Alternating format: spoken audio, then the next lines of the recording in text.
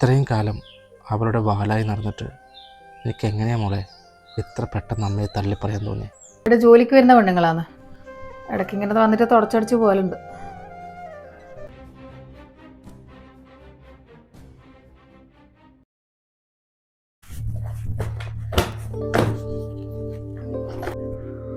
മോളെ നീ കഴിഞ്ഞാ ഒന്നും കഴിക്കാണ്ട് പോലപ്പാ. അമ്മ ദോശ എടുത്ത് വെച്ചിട്ടുണ്ട്. വാ 2 ദോശ തന്നാട്ടെ. എനക്കെങ്ങും വേണ്ട, നിങ്ങളൊരു ഉണക്ക ദോശയും കറിയും ഒറ്റക്ക് അങ്ങ് തിന്നാ മതി.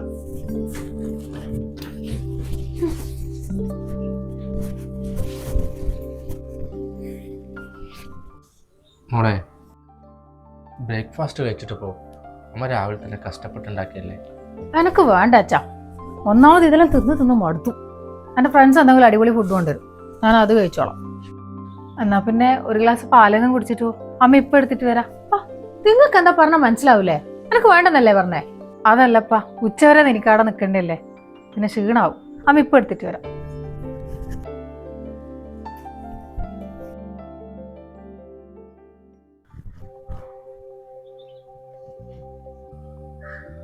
ഓള് പോയടി, എന്താ ചെയ്യുക ഇപ്പോഴത്തെ പിള്ളേരുടെ കാര്യം. പണ്ട് ഒക്കെ എത്ര ഇഷ്ടപ്പെട്ട ഫുഡ് കൊടുത്താലും എൻ്റെ കൈ കൊണ്ടൊരു ഉണ്ട വേണം. അതിന് പ്രത്യേക സ്വാദാന്നാ പറയാ.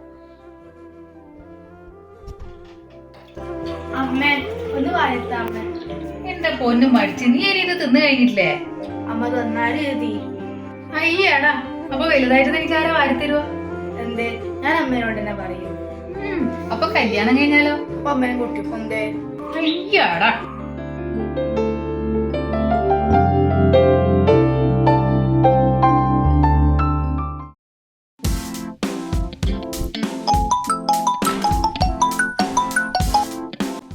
ഹായ്ടാ.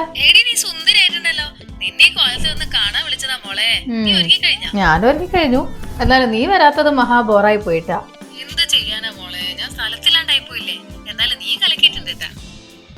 മോളെ, അത് ഇവിടെ ജോലിക്ക് വരുന്ന പെണ്ണുങ്ങളാണ്. ഇടയ്ക്ക് ഇങ്ങനെ വന്നിട്ട് തുടച്ചടിച്ച് പോലുണ്ട്. എന്നാ ശരിയടി. നിങ്ങൾ എന്തിനാ ഇടയ്ക്ക് കയറി വന്നേ? ഞാൻ ഫോൺ വിളിക്കുന്നുണ്ടില്ലേ? ഞാൻ നീ ഒരുങ്ങിയതൊന്ന് കാണാൻ വേണ്ടിട്ട്. എല്ലാം കാണാനാ? എന്തിന്? ഇപ്പോഴത്തെ സ്റ്റൈലിനെ കുറിച്ച് നിങ്ങൾക്ക് എന്താ അറിയാം? ഒന്ന് പോയാട്ടെ.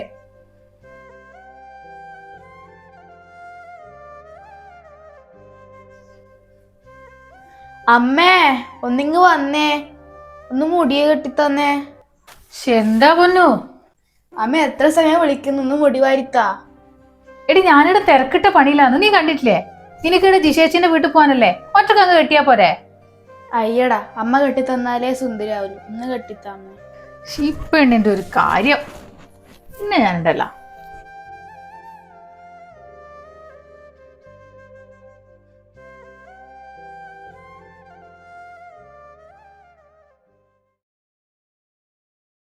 മോളെ, കോളേജിൽ നിന്റെ ഡാൻസ് ഉണ്ടല്ലേ?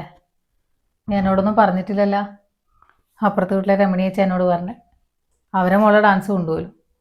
അവളെ അച്ഛനും അമ്മയെല്ലാം പോകുന്നുണ്ട് എന്നാ പറഞ്ഞേ. എന്നോട് ചോദിച്ചു നീ പോകുന്നുണ്ടോന്ന്. ഞാൻ പറഞ്ഞു ദേ പരിപാടി ഡാൻസ് എന്നൊക്കെ പറഞ്ഞിട്ട് അങ്ങോട്ട് വന്നേക്കരുത്. എൻ്റെ ഫ്രണ്ട്സിന് മുമ്പിൽ എനിക്കൊരു സ്റ്റാറ്റസ് ഉണ്ട്, അത് നശിപ്പിക്കരുത്. എൻ്റെ ഫ്രണ്ട്സിൻ്റെ ഒന്നും അമ്മമാർ ഇങ്ങനെയല്ല. നല്ല അടിപൊളി സ്റ്റൈലാണ്, ഒരുപാട് പൈസയും നല്ല അടിപൊളി സാരിയൊക്കെ എടുത്തിട്ട് അവർ വരുക. ഇംഗ്ലീഷ് പോലും നല്ല അടിപൊളിയായിട്ട് പറയും. അതുകൊണ്ട് നിങ്ങൾ അങ്ങോട്ട് വരണ്ട.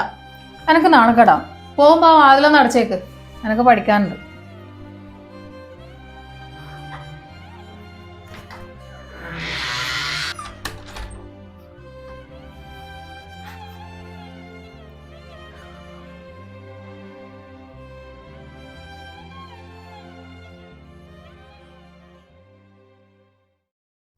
എന്താടോ തനിക്കൊരു വിഷമം? ഏയ് ഒന്നുമില്ല. ഓരോന്ന് ആലോചിച്ചപ്പോൾ പണ്ട് ഞാൻ നിങ്ങളോട് പറയായിരുന്നു തമാശക്ക്, കുറേ കഴിഞ്ഞാൽ നിങ്ങളുടെ പെൻഷൻ കാശൊന്നും എനിക്ക് വേണ്ട, എൻ്റെ മോളെ ഞാൻ പഠിപ്പിച്ച് വലിയ ആളാക്കും, നല്ല ജോലി കിട്ടും, പിന്നെ ഞാനാണ് ഇവിടുത്തെ രാജാവെന്ന്. ഇപ്പോൾ അവളാകെ മാറിപ്പോയി. പണ്ട് എൻ്റെ പിന്നിൽ നിന്ന് മാറാത്ത കുട്ടിയായിരുന്നു. പക്ഷെ ഇപ്പം ഒരുപാട് അകലെയായ പോലെ, എനിക്ക് തിരിച്ചു പിടിക്കാൻ പറ്റാത്ത പോലെ.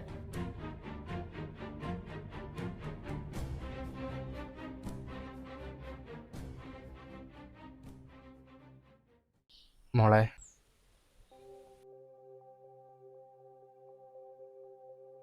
അച്ഛൻ മോളോട് കുറച്ച് കാര്യങ്ങൾ സംസാരിക്കാനുണ്ട്. നീ ജനിച്ചപ്പോൾ ഏറ്റവും കൂടുതൽ സന്തോഷിച്ചത് നിൻ്റെ അമ്മയായിരുന്നു. 10 മാസം എല്ലാ പ്രയാസങ്ങളും മറികടന്നുകൊണ്ട് അവൾ നിന്നെയും കാത്തിരുന്നു. മോൾക്കറിയാം, നിന്നേക്കാളും സുന്ദരിയായിരുന്നു അവൾ.